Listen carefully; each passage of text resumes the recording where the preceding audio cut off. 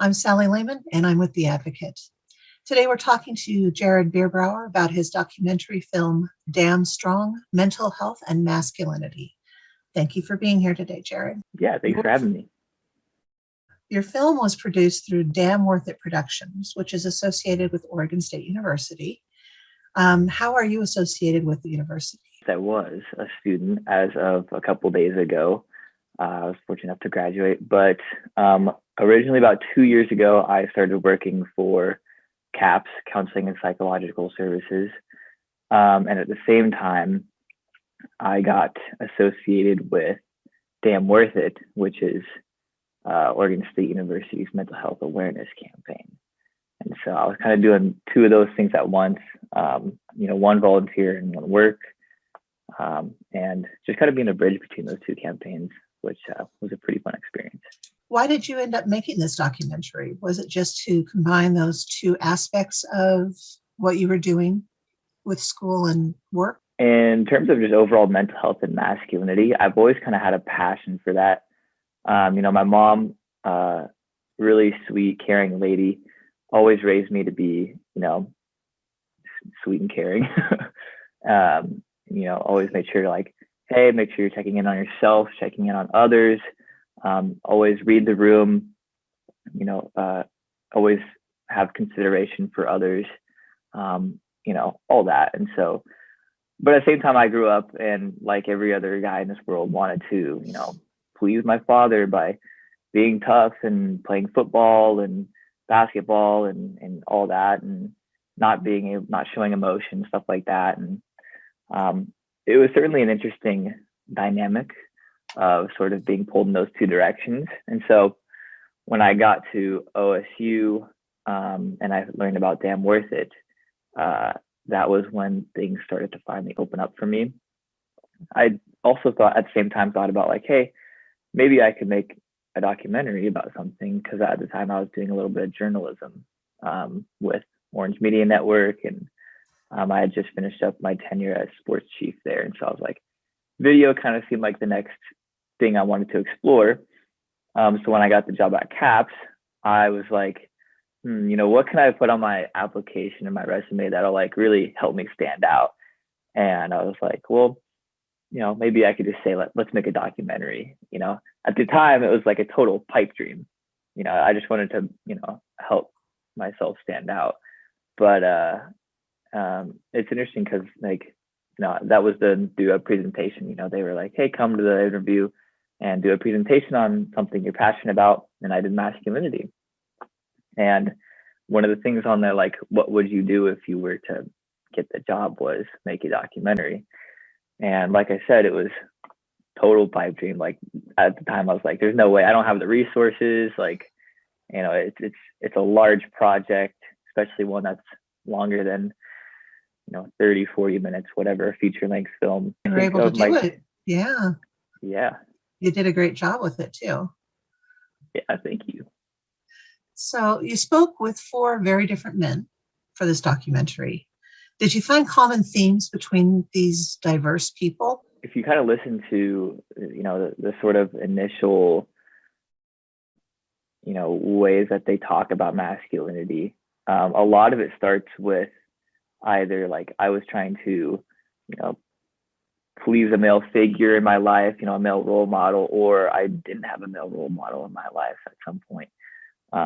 And it's interesting to see how both of those things can kind of lead in the same direction in terms of mental health, whether it's lacking a father figure or trying to,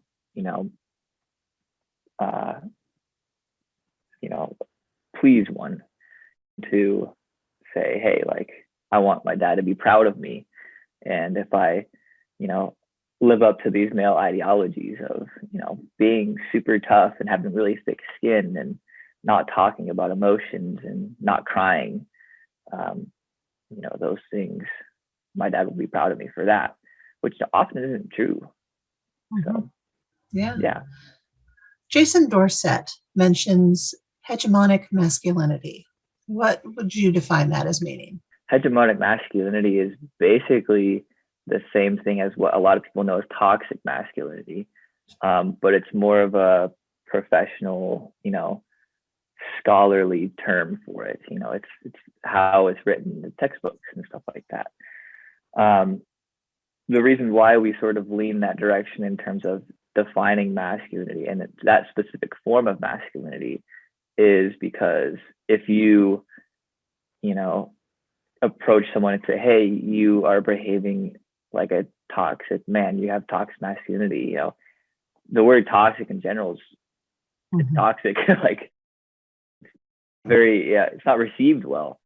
Calling someone a toxic person is, they're gonna go back into their turtle shell even more and say, no, I'm not. Like I'm doing, I'm providing for a family, or I'm, just I have to be tough because of this and this, and it's not productive. Whereas, if you can sort of put it in a more general term and say, hey, these are the characteristics that you're putting out.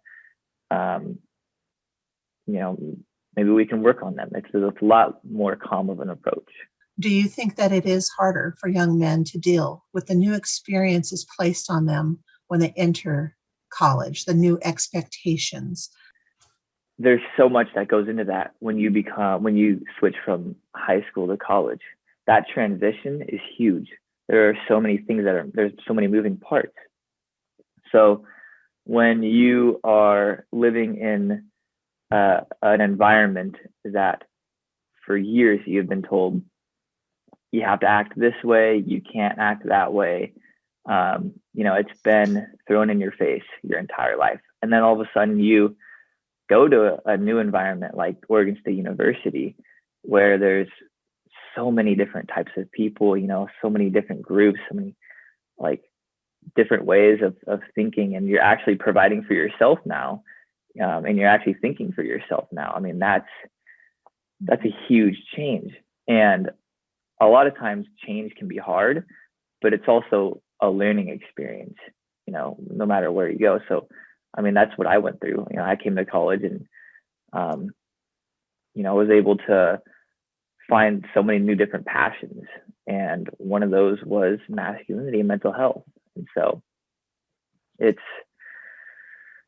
tough, getting into that. It can seem hostile. It can seem toxic. The subject of alcohol has to come into play. How does alcohol fuel our concepts of masculinity? The first person we talked to in the film, Miles, he has a really great story that discusses this subject, which is, college does tend to have a culture that is surrounded by alcoholism. And, whether it's, small kickback or, huge parties, it's sort of the expectation that when you get to college, you're not having the full experience if you're not, kicking back and putting down beers left and right or doing shots. That alcohol use possibly pushes the masculine ideal in our culture? There's definitely an overlap. And that can certainly be seen often through, fraternities or maybe even, military groups. That's something that Miles talks about, is how those all overlap. And so when you approach, being a college student, and then you are recruited into a fraternity or just a group of buddies in general who are like, hey, like every other day we're going to hit the bars or something like that. And then, that becomes sort of another layer of how, negative forms of masculinity can be built on. And if it's not addressed, it can certainly lead to mental health issues. And it kind of fuels the masculinity. It's a two-way street. In the film, you talk about suicide. As of 2019, Oregon's suicide rate was the 9th highest in the nation. Do you think there is a connection between stereotypical masculine expectations and suicide? There's definitely a connection, for sure. That's one of the first things we pull up in the film, which is, the gender difference between male and females in terms of suicide rates in this nation. And, it's hard. It's hard being, a man with, especially in this culture where, there are expectations put on you of not being able to cry or talk about emotions, see a therapist, all that. And so we're seeing certainly increased numbers in all categories, but specifically younger adults are seeing higher rates as the years go on. And that's something that I definitely wanted to focus on with this film. College students,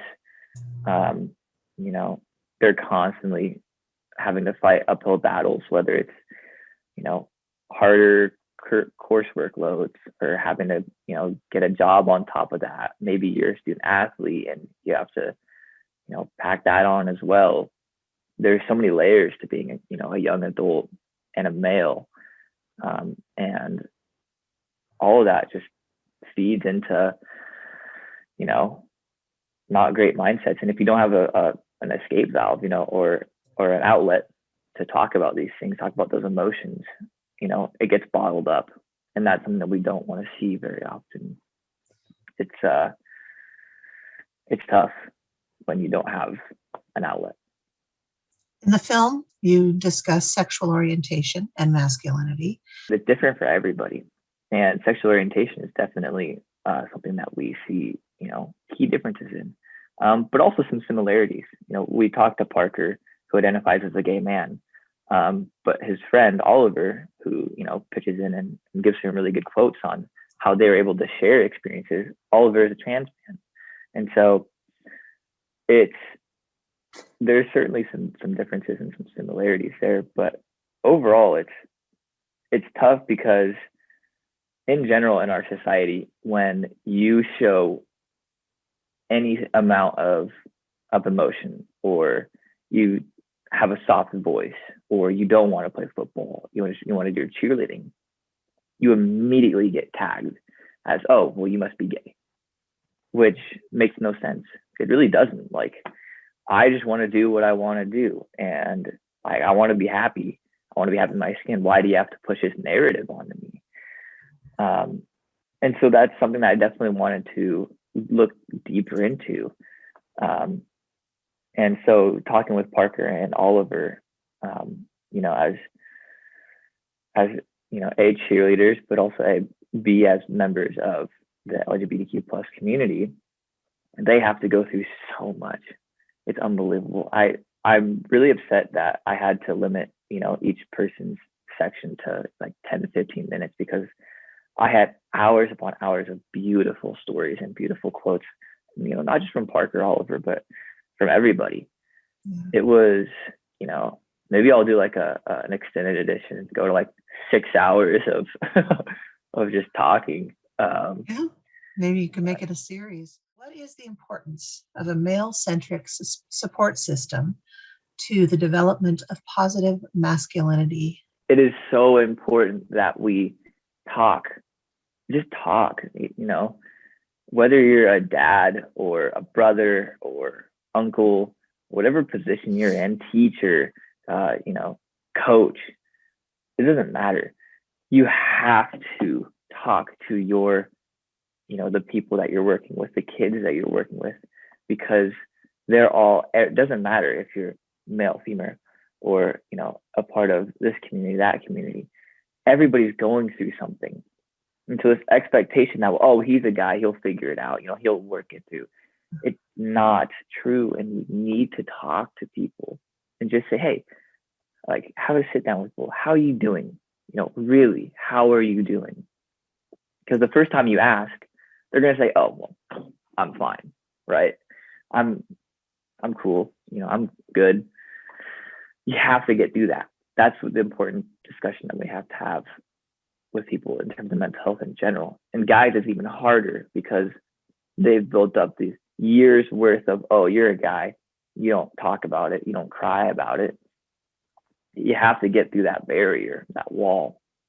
And when you do, it's a beautiful thing, because you can share a moment with somebody. You can become closer as a father or son, or, brother to brother, brother to sister. It doesn't matter. You have to talk to these people, because I guarantee you that no matter how old they are, no matter what sport they play, whatever they're going through, they are yearning to have an outlet. And if you don't feel like you can do that, maybe say, hey, let's just go see a counselor real quick, and maybe you'll get something from that, or talk to the school counselor, or there's always somebody that these people can talk to, these kids can talk to. The earlier you do it, the better. And I have a little brother, 9 years old, and that's one of the most important things that I'm trying to emphasize. I'm working on it myself. It's a ongoing process. It's never 100%. It's never something that you're perfect at. But I'm doing everything I can to make sure that he is, he understands that he can talk to me about anything, anytime, and I will never shame him. I'll never judge him, and I'll never give him those expectations of, yeah, you're a man and you do whatever you like. Yeah, I just want to be there for him. I'm doing the same thing with my parents. I talk with my dad all the time about stuff, and our relationship has grown so close now, closer than it ever has been, because he knows now that he can ask those tough questions, and it goes both ways. So those are great ways to embrace positive masculinity. Can you give us any other examples of ways to do that, to embrace masculinity in today's society? No matter what you're talking about, don't cast judgment, never. I still don't understand why people do that, because what do you get from putting people down? When it comes to masculinity, you don't benefit from, putting other guys in that box. Maybe you have been put in a position to where you think it feels better, I don't know. It's a tough thing to talk about, for sure. And if I could just get one person to think differently about, okay, well, maybe I will ask my kid about, how he's really doing, or, whatever he's going through. I can help him, right?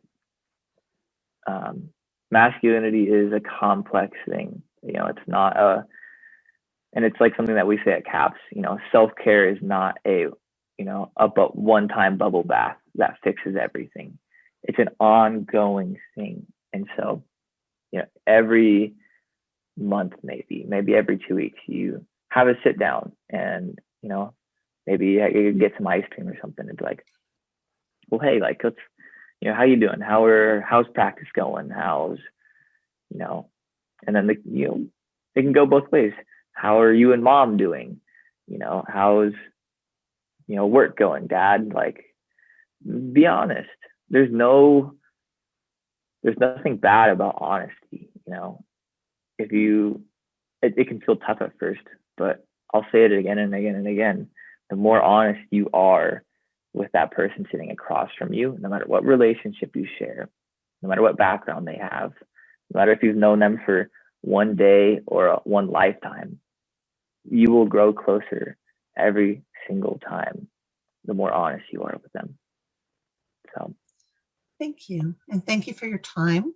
Our thanks to the 4 men who stepped up to speak so honestly during your film: Miles Dodge, Parker Egeman, Jason Dorsett, and Caleb Etter. And the title of this documentary, again, is Damn Strong: Mental Health and Masculinity.